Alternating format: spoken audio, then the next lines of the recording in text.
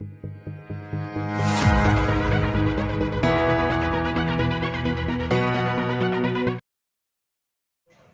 Concurrent force system का हम लोगों ने एक प्रॉब्लम लिया हुआ है। इस प्रॉब्लम्स को हम लोग सॉल्व करके देखते हैं कि इसको प्रॉब्लम्स किस तरह से सॉल्व किया जाता है। प्रीवियस वीडियोज़ में हम लोगों ने कंकरेंट फोर्स सिस्टम के रिजल्टेंट का मैग्नीट्यूड और डायरेक्शन निकालना सीखा था। इस वीडियो में हम लोग जो प्रॉब्लम लिए हुए हैं वो नॉन कंकरेंट फोर्स सिस्टम का है। तो नॉन कंकरेंट फोर्स सिस्टम ऐसा फोर्स सिस्टम होता है जिसमें फोर्सेस का लाइन ऑफ एक्शन जो होता है एक पॉइंट पे नहीं मिलते हैं। तो आइए इस प्रॉब्लम्स को हम लोग सॉल्व करते हैं। किस तरह से इस प्रॉब्लम को सॉल्व किया जाता है वो देखते हैं हम लोग। तो आइए हम लोग इस प्रॉब्लम्स को सॉल्व करते हैं। तो इसमें हम लोग प्रॉब्लम्स को सॉल्व करने के लिए सबसे पहले हमें जितने भी इंक्लाइन फोर्सेस होंगे उसको हम लोग को म्यूचुअली परपेंडिकुलर कंपोनेंट में रिजॉल्व कर लेना होगा, और जो पहले से हॉरिजॉन्टल या वर्टिकल एक्सिस पे होंगे उसको छोड़कर। तो यहाँ हम देख सकते हैं कि जो इस क्वेश्चन में दिया हुआ है कि ए बी एक ट्रेंगल है ABC, जिसमें AB के लॉन्ग 10 न्यूटन का फोर्स लग रहा है, BC के लॉन्ग 20 न्यूटन का फोर्स और AC के लॉन्ग 30 न्यूटन का फोर्स लग रहा है। चूँकि ये जो इसका जो साइड्स है वो प्रत्येक जो इसका साइड है उसका डायमेंशन दिया हुआ है 1 मीटर, यानी सभी का जो लेंथ है साइड का वो 1 मीटर है। तो ये कैसा ट्रेंगल है? इक्विलेटरल ट्रेंगल है। तो इक्विलेटरल ट्रेंगल में हम ये देखते हैं कि इसका जो साइड्स इसका जो एंगल्स होते हैं सभी एंगल्स इक्वल होंगे। तो चूँकि सभी एंगल्स इक्वल हैं तो सभी एंगल्स होंगे 60 डिग्री। प्रत्येक जो एंगल होंगे वो 60 डिग्री का होंगे। इक्विलेटरल ट्रायंगल का जो एंगल होता है वो आपका 60 डिग्री होता है प्रत्येक एंगल का। अब हम लोग ये देखेंगे कि जो ए बी साइड के लॉन्ग जो फोर्स लग रहा है 10 न्यूटन वो इंक्लाइंड है। अगर ये आप एक एक्सिस ले, हॉरिजॉन्टल एक्सिस ले, तो इससे ये इंक्लाइंड है। तो इसको रिजॉल्व करना होगा हमको म्यूचुअली परपेंडिकुलर कंपोनेंट में। तो इसको रिजॉल्व करने के लिए हम क्या करेंगे, इसे हम लोग एक्सटेंड कर देंगे आगे की ओर। इसके साइड्स को आगे की ओर एक्सटेंड कर देंगे, और चूंकि इसका डायरेक्शन है तो ये मेरा हो जाएगा, ये हो जाएगा मेरा हॉरिजॉन्टल कंपोनेंट और ये हो जाएगा मेरा वर्टिकल कंपोनेंट। चूँकि जिस तरह से हम लोग वहाँ रिजॉल्व करते थे तो पॉइंट से ये जो फोर्स है इसका लाइन ऑफ एक्शन जो है वो पॉइंट से दूर की ओर जा रहा है। तो इसका जो कंपोनेंट होंगे ये भी पॉइंट से दूर की ओर होंगे। और चूँकि जब रिजॉल्व करते हैं हॉरिजॉन्टल कंपोनेंट में तो होता है F cos थीटा। तो ये हो जाएगा 10 cos, एंगल है 60 डिग्री। और वर्टिकल कंपोनेंट जो होंगे ये हो जाएंगे, ये होता है F sin थीटा, तो हो जाएगा आपका 10 sin 60 डिग्री। सेम, चूँकि यहाँ B जो आपका है वो ढक गया, यहाँ लिख देते हैं B। इस तरीके से ये फोर्स तो पहले से हॉरिजॉन्टल है मेरा, ये इंक्लाइन फोर्स है। इसको रिजॉल्व करते हैं हम लोग म्यूचुअली परपेंडिकुलर कंपोनेंट में। इसको भी एक्सटेंड कर देते हैं।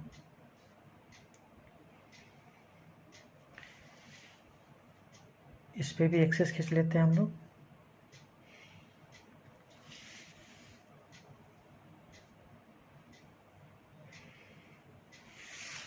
तो चूंकि ये फोर्स भी जो जा रहा है ये पॉइंट से दूर की ओर जा रहा है, इसका लाइन ऑफ एक्शन देख रहे हैं इस पॉइंट से दूर की ओर है, तो इसका भी जो भी कंपोनेंट होगा वो इस पॉइंट से दूर की ओर होगा।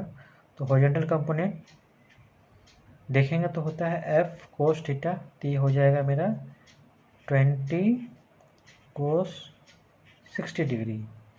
और vertical component F sin theta तो हो जाएगा 20 sin 60 डिग्री। ये रिजॉल्व कर सकते हैं, ये इंक्लाइन फोर्स है, ये इंक्लाइन फोर्स है, लेकिन ये जो मेरा है ये मेरा हॉरिजॉन्टल फोर्स है, तो इसको रिजॉल्व करने का ज़रूरत नहीं पड़ेगा। अब क्या करते हैं, स्टेप था मेरा समेशन ऑफ Fx, यानी जितने भी हॉरिजॉन्टल फोर्स है उसको एक साथ जोड़ लेते हैं और जितने भी वर्टिकल फोर्सेस है उसको एक साथ ऐड करते हैं। तो समेशन ऑफ एफ एक्स। इसके लिए साइन कन्वेंशन क्या लेते हैं, अगर एरो का हेड दाएं की तरफ है तो उसको पॉजिटिव लेंगे, एरो का हेड अगर बाएं बाएं तरफ है तो उसको हम लोग निगेटिव लेंगे। तो यहाँ देख सकते हैं, स्टार्ट करते हैं। तो ये फोर्स जो है ये एक हॉरिजॉन्टल फोर्स है, तो इसका जो हेड है वो दाएं तरफ है, पॉजिटिव लेंगे।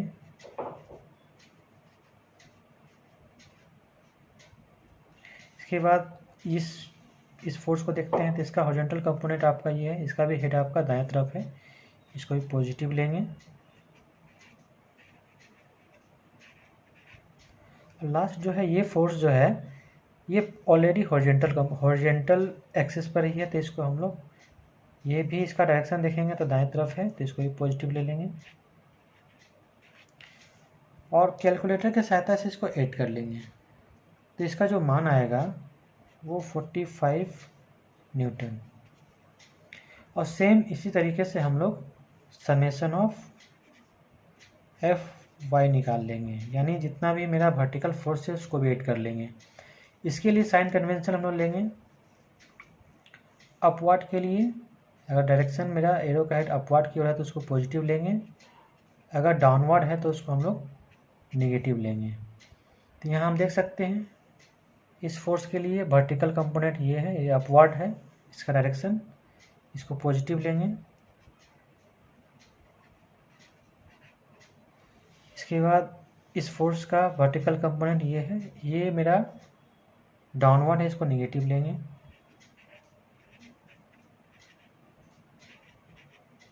हम देख सकते हैं दो ही मेरा जो है वर्टिकल फोर्स है, तो इसको हम लोग कैलकुलेटर की सहायता से ऐड कर लेंगे। इसका जो वैल्यू आएगा वो -8.66 न्यूटन होगा। तो पहला जो क्वेश्चन पूछ रहा है कि हमें रिजल्टेंट का मैग्नीट्यूड निकालना है, तो इसको सॉल्व कर लेते हैं। पहला कंडीशन हम लोग इसको निकाल लेते हैं। तो मैग्नीट्यूड ऑफ रिजल्टेंट,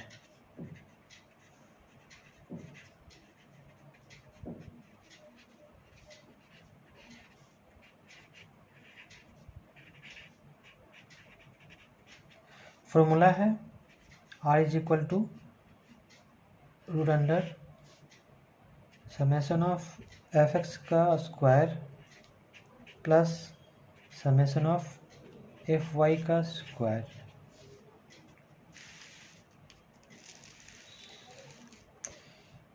तो इसको हम लोग पुट कर लेंगे मान 45 का स्क्वायर प्लस -8.66 का स्क्वायर का रूट अंडर।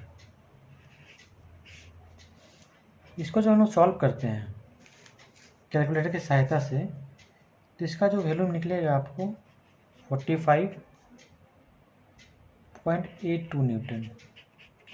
इस तरीके से हम लोग इस नॉन कंकरेंट फोर्स सिस्टम का रिजल्टेंट निकाल लेते हैं, रिजल्टेंट का मैग्नीट्यूड निकाल लेते हैं। अब हम इसका डायरेक्शन निकालेंगे। डायरेक्शन ऑफ रिजल्टेंट के लिए जो मैं फॉर्मूला था theta = tan inverse summation of F Y divided summation of F X. तो मेरे पास समेशन ऑफ एफ वाई का भी वैल्यू पता है और समेशन ऑफ एफ एक्स का भी वैल्यू पता है, उसको मान पुट कर लेते हैं। समेशन ऑफ एफ वाई का जो वैल्यू आया था वो आया था आपका -8.66 और समेशन ऑफ एफ एक्स का जो वैल्यू आया था वो 45। इसको सॉल्व करते हैं तो थीटा का जो वैल्यू आता है वो 10.89 डिग्री। पहले ही बता चुके हैं माइनस या प्लस, यहाँ हम एंगल जो भी लेंगे थीटा वो प्लस में ही लेंगे, माइनस भी आएगा तो भी हम इसको प्लस में ही रखना है। तो 10.89 डिग्री आपका ये थीटा निकल जाता है। अब दूसरा पोजीशन निकल गया, तीसरा निकालना है हमें। तीसरा पॉइंट जो है वो निकालना है पोजीशन ऑफ रिजल्टेंट।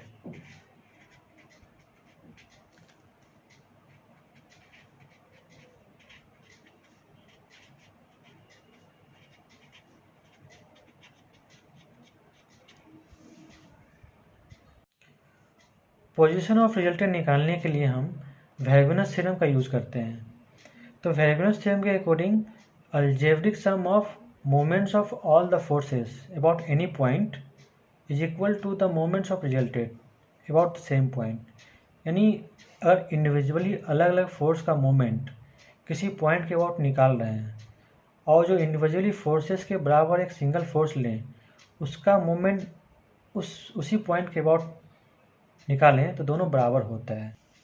यानी summation of moment of forces about any point is equal to the moment of resultant. यानी मोमेंट का रिजल्टेंट हम मान लेते हैं एम आर।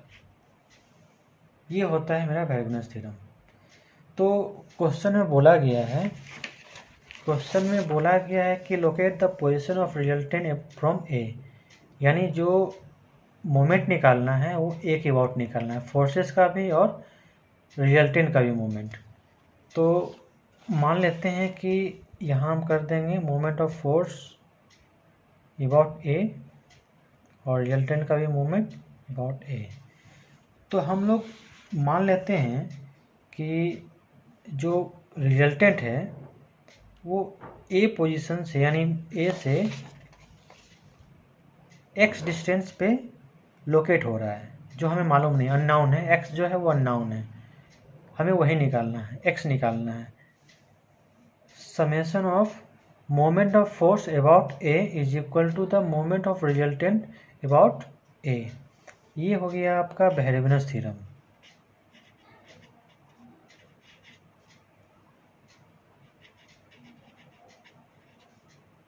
वेरगुनस थ्योरम। तो मोमेंट निकालना है हमें। तो चूँकि हम लोकेट कर रहे हैं पोजीशन रिजल्टेंट का, वो डिस्टेंस हमें पता नहीं है। तो मोमेंट अगर रिजल्टेंट का निकाल रहे हैं तो हम एक परपेंडिकुलर डिस्टेंस ले लेंगे। सपोज कि मान लेते हैं कि एक्स डिस्टेंस ले लेते हैं। Let X be the perpendicular distance.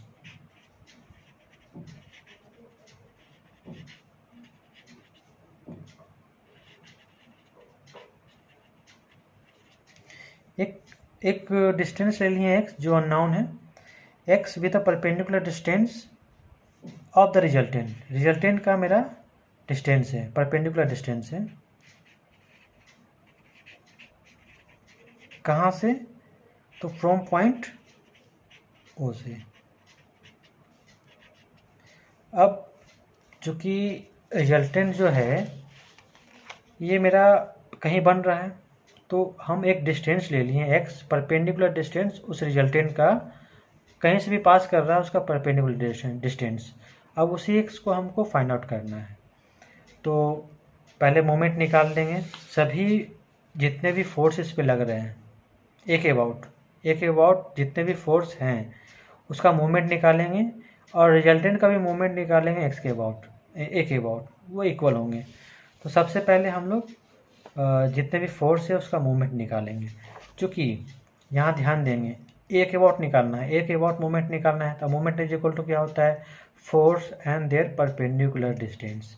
Force और डिस्टेंस जो रहेगा वो परपेंडिकुलर रहेगा। तो और दूसरा बात ये भी देखना है, अगर फोर्स का लाइन ऑफ एक्शन जिस पॉइंट के अबाउट निकाल रहे हैं उसी से पास करता है तो उस फोर्स का मोमेंट नहीं निकलता है। तो जैसे ए और बी, ये जो इस साइड के लोग जो फोर्स जा रहा है उसी पॉइंट पे इसका लाइन ऑफ एक्शन है, यानी इस फोर्स का मोमेंट नहीं निकलेगा। दूसरा, एसी जो फोर्स है, एसी जो आपका साइड है आपका ट्रायंगल का, इस पे जो फोर्स आपका लग रहा है 30 न्यूटन, इसके लोग जो फोर्स लग रहा है 30 न्यूटन, ये भी इसका लाइन ऑफ एक्शन इसी पॉइंट पे है, एक ही पॉइंट पर ही है। तो दोनों का जो है मोमेंट नहीं निकलेगा। तीसरा फोर्स बच रहा है मेरा 20 न्यूटन। 20 न्यूटन को जब हम लोग रिजॉल्व किए थे तो मेरा एक हॉरिजॉन्टल कंपोनेंट हुआ था और इसका भी जो लाइन ऑफ एक्शन है ये भी इसी पॉइंट पे मिल रहा है। तो इस 20 को 60 डिग्री का भी मेरा मोमेंट नहीं निकलेगा। बस एक फोर्स बच रहा है 20 साइन थीटा और ये इसका डिस्टेंस हो जाएगा, perpendicular distance, force and their perpendicular distance एक अबाउट। यानी केवल सिंगल फोर्स 20 साइन 60 डिग्री का ही मूवमेंट निकलेगा, जितने भी फोर्स लग रहे हैं, पहले एक बार फिर से हम यहाँ पर इसको फिर से एक्सप्लेन कर देते हैं। 10 न्यूटन और 30 न्यूटन दोनों जो फोर्स हैं, इन दोनों फोर्स का line of action A point से निकल रहा है। तो जिस फोर्स का लाइन ऑफ एक्शन जिसके अबाउट मोमेंट निकालना है उसी से पास करता है, तो उसका मोमेंट नहीं निकलता है। बस एक ये फोर्स बच रहा है जो इसका लाइन ऑफ एक्शन इससे पास नहीं कर रहा है, ये यहाँ से पास कर रहा है। और इसको जब हम लोग रिजॉल्व किए हैं तो एक मेरा हॉरिजॉन्टल कंपोनेंट, एक वर्टिकल कंपोनेंट, लेकिन इस फोर्स का भी जो हॉरिजॉन्टल कंपोनेंट था वो भी ए से पास कर रहा है लाइन ऑफ एक्शन, यानी इसका भी मूवमेंट नहीं निकलेगा। सिंगल फोर्स बच रहा है 20 sin 60 डिग्री। ये फोर्स है जिसका लाइन ऑफ एक्शन जो है ए से पास नहीं कर रहा है। फोर्स हो गया, इसका ये परपेंडिकुलर डिस्टेंस हो गया। दोनों डिस्टेंस और फोर्स आपस में परपेंडिकुलर है, यानी इसका मूवमेंट निकलेगा इस फोर्स का। बाकी जितने भी फोर्स हैं उसका मूवमेंट नहीं निकलेगा। 10 न्यूटन इसका लाइन ऑफ एक्शन यहीं से पास कर रहा है, 30 न्यूटन यहीं से पास कर रहा है। और इसको जब रिजॉल्व करते हैं 20 न्यूटन, तो इसका जो हॉरिजॉन्टल कंपोनेंट होता है वो भी इसका लाइन ऑफ एक्शन यहीं से पास करता है। बस ये जो फोर्स है वो पास नहीं करता है, तो इसलिए इसका मूवमेंट निकलेगा। तो चूँकि ये क्लॉकवाइज मूवमेंट है, क्लॉकवाइज मूवमेंट कैसे समझेंगे, तो ये जो डिस्टेंस है समझ लेंगे कि ये आपका डिस्टेंस को हम यहाँ लॉक करेंगे जहाँ जिसके अबाउट निकालना है, और फोर्स के अकॉर्डिंग हम लोग यहाँ पर इसको लगाएंगे। जैसे फोर्स का डायरेक्शन नीचे की ओर है तो नीचे की इसको पुश करेंगे तो ये ऐसे रोटेट करेगा, तो क्लॉकवाइज होता है। अगर फोर्स ऊपर की ओर लगता है तो इसको हम लोग ऊपर की ओर पुश करते हैं, तो ऐसे रोटेट करता है। तो ये रोटेट नीचे की ओर कर रहा है, यानी क्लॉकवाइज मूवमेंट है। क्लॉकवाइज मूवमेंट पॉजिटिव लेंगे, एंटी क्लॉकवाइज मूवमेंट नेगेटिव लेंगे। तो ये हो जाएगा मेरा यहाँ पे मोमेंट निकाल रहे हैं, summation of moment of force about point A. तो केवल सिंगल फोर्स है, ये हो गया फोर्स sin 60 डिग्री, और डिस्टेंस साइड का जो लेंथ दिया हुआ है क्वेश्चन में दिया हुआ है 1 मीटर, तो हो जाएगा 1। ये हो गया फोर्स का मोमेंट, जितना भी फोर्स लग रहा है ए की वॉट। और रिजल्टेंट का मोमेंट, तो moment of resultant about point A. तो रिजल्टेंट और उसका डिस्टेंस क्या माने हम लोग, x, तो इसको x कर लेंगे। अब दोनों को क्या करेंगे, इसके अकॉर्डिंग टू वायरोगेनस थ्योरम दोनों बराबर होगा, तो हम लोग यहाँ बराबर दिखा देंगे। तो r इंटू एक्स, आप इसको इंटरचेंज भी कर सकते हैं, 60 डिग्री इंटू 1। तो एक्स इज आर का वैल्यू तो हम लोग यहाँ फाइंड आउट कर चुके हुए हैं। आर का वैल्यू जो है हम लोग यहाँ पर फाइंड आउट कर चुके हुए हैं 45.82। यहाँ मान पुट कर देंगे 45.82 into X is equal to 20 sin 60 degree. तो इससे हम क्या करेंगे, x का वैल्यू निकाल देंगे, यानी हमको पोजीशन ही निकालना है रिजल्टेंट का। तो x is equal to 20 sin 60 divided 45.82। इसको जब कैलकुलेटर के सहायता से सॉल्व कीजिएगा तो हो जाएगा 0.38 मीटर, यानी जो मेरा रिजल्टेंट है वो ए पॉइंट से परपेंडिकुलर जो डिस्टेंस है, एक्स का जो डिस्टेंस है वो 0.38 मीटर पे बन रहा है, यानी इसका पोजीशन निकल गया। तो इस तरीके से हम लोग नॉन कंकरेंट फोर्स सिस्टम का रिजल्टेंट का मैग्नीट्यूड, डायरेक्शन और पोजीशन निकाल सकते हैं। तो आइए अब हम इसको ग्राफ में अगर दिखाना होगा तो किस तरह से दिखा सकते हैं। आइए अब हम रिजल्टेंट की डायरेक्शन को ग्राफ में दिखाते हैं। ग्राफ में किस तरह से इसको दिखा सकते हैं वो देखते हैं। सबसे पहले जो मेरा वैल्यू था यहाँ पे, समेशन ऑफ एफ एक्स का 45 न्यूटन पॉजिटिव था, समेशन ऑफ एफ वाई वो नेगेटिव था। तो इसको हम इस तरह से शो कर सकते हैं इसके रिजल्टेंट को। तो चूँकि मेरा एक्स जो था वो पॉजिटिव था, यानी उसका डायरेक्शन जो होगा इधर की ओर होगा।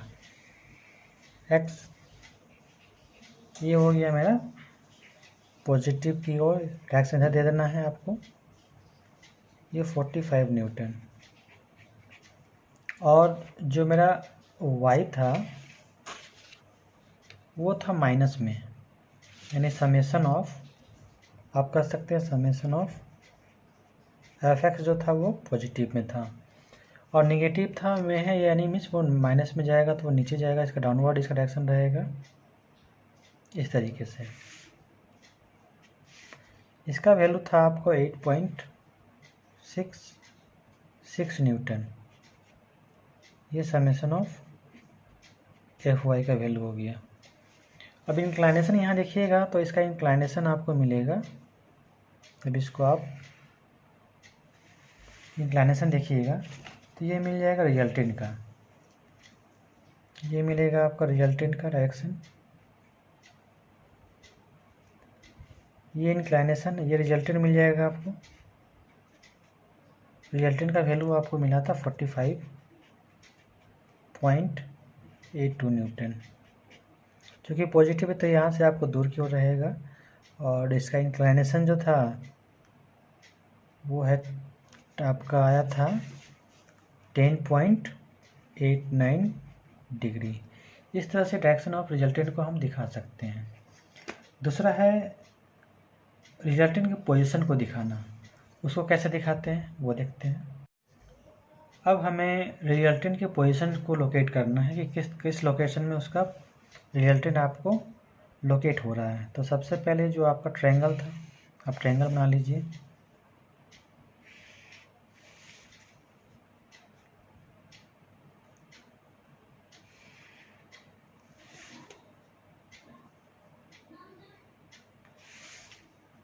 पॉइंट ए, बी और सी, और चूंकि हम लोगों ने डिस्टेंस निकाला था x का, यानी perpendicular distance of the resultant from point A, यानी ए पॉइंट से जो परपेंडिकुलर डिस्टेंस निकला था पॉजिटिव था तो ऊपर की ओर बनेगा मेरा परपेंडिकुलर डिस्टेंस x का, वो वैल्यू निकला था आपका 0.38 मीटर। और ये मेरा बन जाएगा, ये इंक्लाइनेशन जो है रिजल्टेंट का, इस तरीके से। ये आपको परपेंडिकुलर दिखाना है, ये परपेंडिकुलर दिखाना है आपको इसके साथ।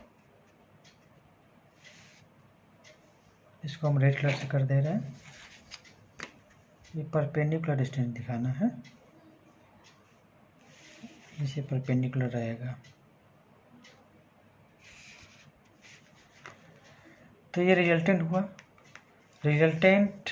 और हम इंक्लाइनेशन भी देखेंगे अगर हॉरिजॉन्टल से तो ये हो जाएगा आपका 10.89 डिग्री।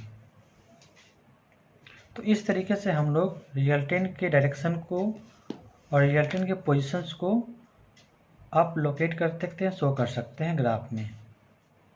आई होप ये वीडियो आप लोग के लिए काफ़ी हेल्पफुल रहा होगा। वीडियो अच्छा लगा होगा तो लाइक कीजिएगा, चैनल को सब्सक्राइब कीजिएगा। Thank you.